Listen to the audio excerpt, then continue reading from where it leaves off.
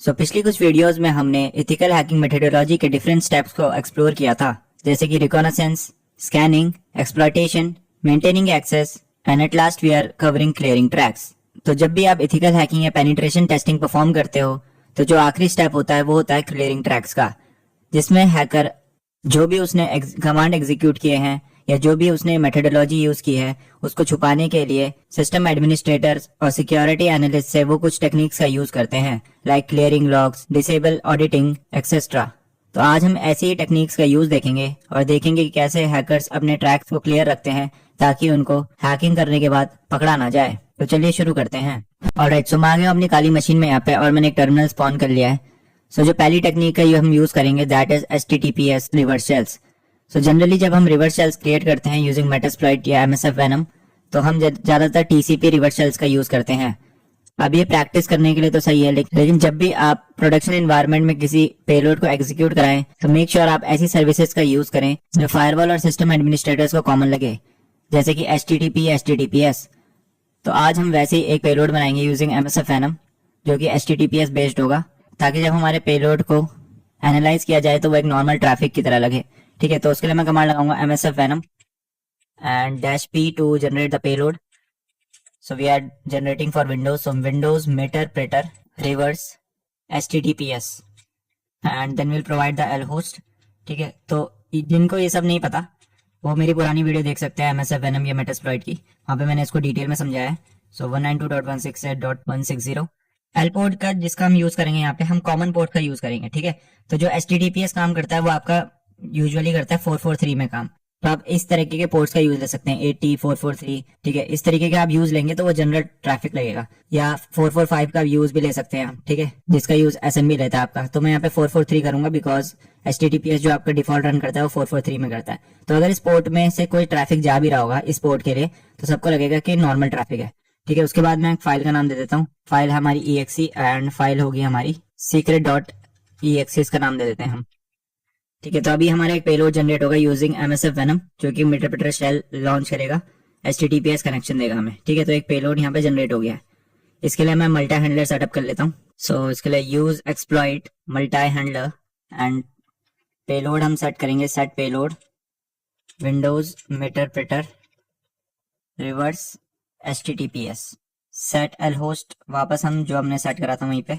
192.168.29160 and L port जो हमारा था दैट वाज 443। ठीक है, एंड एक्सप्लॉइट करूं मैं, तो यहाँ पे मेरे एक लिसनर स्टार्ट हो गया है इस पर्टिकुलर वेब सर्वर में ऑन पोर्ट 443। ठीक है, अब हमें क्या करना है, उस बाइनरी को अपनी विक्टिम को भेजना है। जब उस पर डबल क्लिक करेगा तो हमें यहाँ पे कनेक्शन मिल जाएगा, तो वो मैं कर लेता हूँ।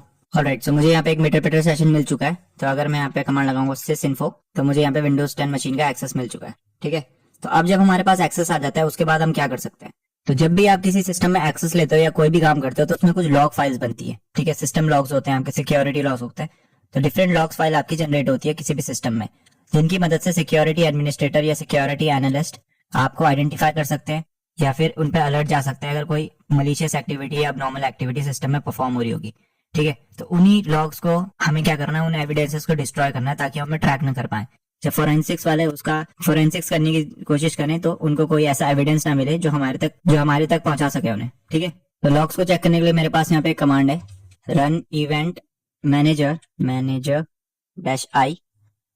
ठीक है, तो यहाँ पे जितने भी इवेंट लॉग है वो सारे मुझे यहाँ पे दिखा देगा। तो एप्लीकेशन हार्डवेयर रिलेटेड जो भी है इसमें मेरे पास लॉग दिखा रहा है, कितने रिकॉर्ड्स वगैरह वगैरह इसमें। ठीक है, कुछ चीजों में अगर आप गौर करोगे तो यहाँ पे एक्सेस डिनाइड है। क्यों, अगर मैं यहाँ पे चेक करूं तो मैं गेट UID यहाँ पे चेक करूं तो मैं अभी नॉर्मल यूजर की तरह मुझे यहाँ पे सिस्टम एक्सेस है, मेरे पे जो एंटी अथॉरिटी सिस्टम एक्सेस है वो नहीं है। तो उसको मैं ले लेता हूँ, तो मैं गेट सिस्टम कमांड लगाऊंगा।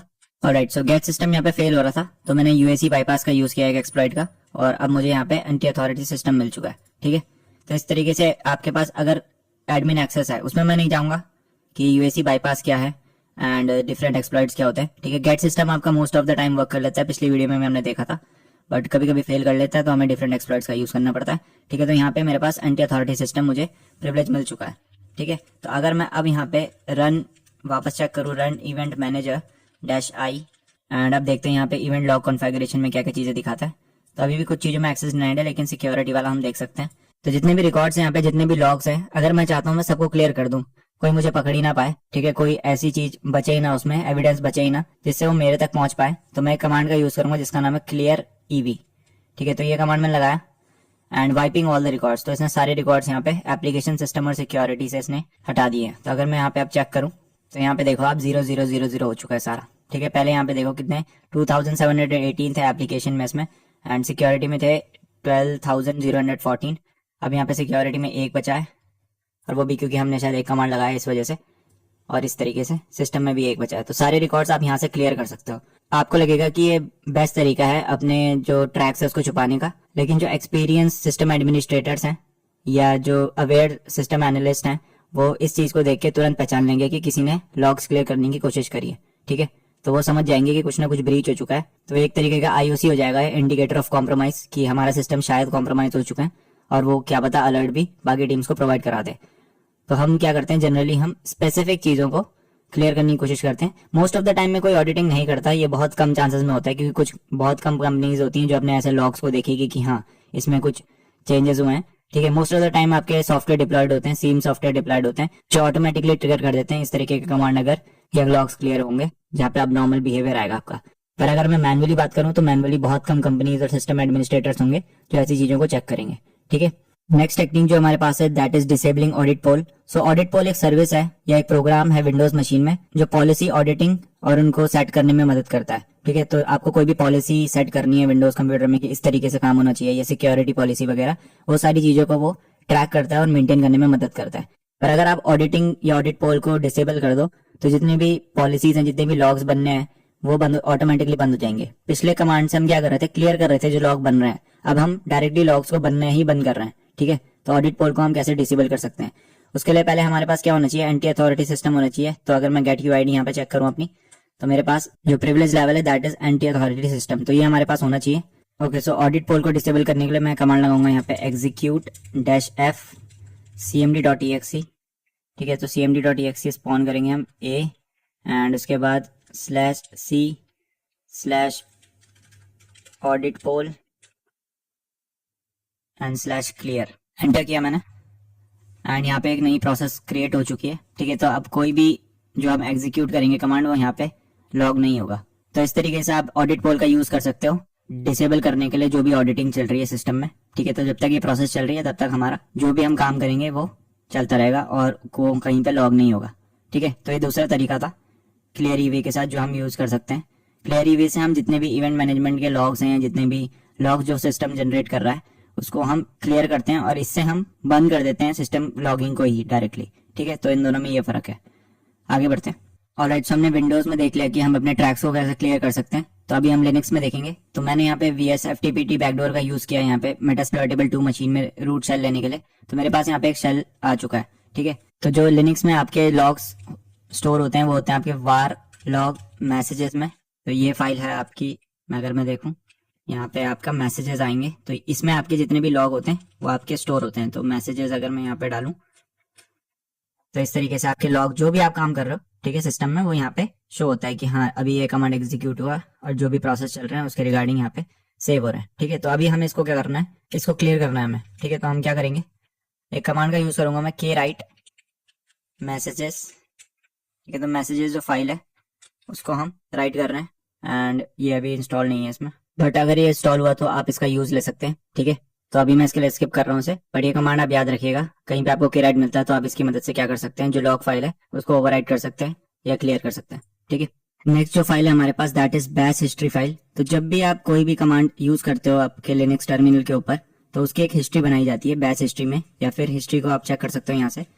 तो उसको अगर मैं चेक करूँ हिस्ट्री, तो ये सारे कमांड्स मैंने अभी यहाँ पे यूज किया है, तो ये हिस्ट्री में दिखा रहा है। ठीक है, तो कोई भी सिस्टम एडमिनिस्ट्रेटर अगर देखना चाहेगा कि कौन से कमांड्स प्रीवियसली रन किए गए हैं, तो यहाँ से जो भी कमांड्स मैं सिस्टम में रन करूंगा उसको पता लग जाएगा कि क्या क्या चीजें मैंने करी हैं सिस्टम के ऊपर। तो इसको हम कैसे यहाँ पे वो करें, तो इसको बैश हिस्ट्री में भी ये सेव रहता है। तो अगर मैं करूँ बैश हिस्ट्री, आई थिंक यहाँ पे इसकी लोकेशन रहती है, सो बैश हिस्ट्री एंड देख लेते हैं एक बार। तो जिस तरीके से आपका टर्मिनल आपके जो भी कमांड्स है उसको याद रखता है, वो एनवायरमेंटल वेरिएबल्स का यूज लेता है। तो अगर मैं यहाँ पे कमांड लगाऊं हिज साइज 0, तो यहाँ पे मुझे 500 दिखा रहा है। ठीक है, तो इसको मैं क्या कर सकता हूँ, इसको चेंज कर सकता हूँ। तो मैंने एक्सपोर्ट हिज साइज करा यहाँ पे, his size and is equal to 0। Okay, तो यहाँ पे 0 हो चुका है तो अगर मैं वापस चेक करूँ हिस्ट्री में, तो आई डोंट थिंक अभी यहाँ पे कुछ, देखो उसने कोई भी चीजें मुझे निकाल के नहीं दी है। तो अब कोई भी कमांड मैं रन करूंगा टर्मिनल के ऊपर अपने, वो उसको लॉग नहीं करेगा, वो हिस्ट्री में उसको सेव नहीं करेगा। तो इस तरीके से आप जो टर्मिनल की लॉग हिस्ट्री है उससे बच सकते हैं। और जो लास्ट चीज आप कर सकते हो वो है बैश हिस्ट्री फाइल को श्रेड करना। तो श्रेड एक तरीके से प्रोग्राम है या एक तरीके का प्रोसेस है जिसमें आप फाइल्स को ओवरराइट करते हो ताकि वो रिकवरी ना हो पाए। तो जितनी अगर आप कोई भी फाइल को डिलीट करते हो तो वो परमानेंटली डिलीट नहीं होती, लेकिन आप ये चाहते हो कि फोरेंसिक्स टीम आपको पकड़ ही ना पाए या फोरेंसिक्स टूल्स आपकी जो भी आपने काम करा है उन लॉग्स को रिकवर कर ही ना पाए, तो आप श्रेड कर सकते हो इंडिविजुअल फाइल्स को या लॉग फाइल्स को। तो यहाँ पे मैं बैश का दिखा रहा हूँ। तो अगर मैं कमांड लगाऊं श्रेड ZU एंड उसके बाद यहाँ पे मुझे फाइल देनी पड़ेगी। तो मेरी फाइल है बैश हिस्ट्री, मैंने एंटर किया। ओके, तो नो फाइल दिखा रहा है मुझे, रिट्राई करता हूँ। ऑलराइट, सो अब मैंने कमांड लगाया तो शायद यहाँ पे कम कर रहा है, आई एम नॉट श्योर, तो इसको होने देता हूँ मैं। ऑलराइट, सो जो शेडिंग कमांड है मैंने उसको यहाँ पे कैंसिल कर दिया और मेरा शेल भी यहाँ पे ब्रेक हो चुका है। ठीक है, बट इस तरीके से आप क्या कर सकते हो, ओवरराइट कर सकते हो। थोड़ा सा टाइम लेता है शेडिंग में अगर आप नॉर्मल फाइल को भी करोगे। So depends on the size of the file और क्या कंटेंट है उसमें, थोड़ा सा टाइम लेगा ये ओवरराइट करने में उसे। बट आप कमांड याद रखिएगा कि आप शेडिंग कमांड का भी यूज कर सकते हो while you are working on a Linux target. ठीक है, तो इस तरीके से आप अपनी ट्रैक्स को क्लियर करते हो। आज हमने कुछ टेक्निक्स को देखा। शुरुआत करी थी हमने HTTPS लिसनर बनाने से अपना, कि हम कॉमन पोर्ट्स का यूज करेंगे और कॉमन सर्विसेज का यूज करेंगे ताकि जो फायरवॉल का सिस्टम एडमिनिस्ट्रेटर है उन पे ऐसा कोई अलर्ट ना जाए कि हम एक मलिशियस या फिर हम एक अब नॉर्मल ट्रैफिक के साथ वर्क कर रहे हैं। ठीक है, दूसरी चीज जो हमने यूज की थी दैट वाज इवेंट मैनेजर का यूज किया था हमने कमांड का, और देखा था कौन से लॉग्स वो फॉर्म कर रहा है। फिर हमने सिस्टम प्रिविलेज लेने के बाद हमने क्लियर ईवी कमांड का यूज करा सारे लॉग्स को क्लियर करने के लिए। ऑडिट पोल को हम डिसेबल कर सकते हैं ताकि ऑडिटिंग परफॉर्म ही ना हो जो टारगेट सिस्टम है उसके ऊपर। ठीक है, एंड एट लास्ट हमने लिनक्स के कुछ देखे, जैसे कि Kwrite की मदद से हम ओवरराइट कर सकते हैं, एक तरीके का टेक्स्ट एडिटर है Kwrite। उसके अलावा हम श्रेड कर सकते हैं एंड उसके अलावा हम हिस्ट्री को कैसे ऑफ कर सकते हैं यूजिंग एनवायरमेंटल वेरिएबल्स। तो आई होप आपको समझ में आया होगा। तो वीडियो पसंद आई हो तो इसे लाइक मारो and also subscribe to this channel. मैं मिलता हूँ आपका अगली वीडियो में।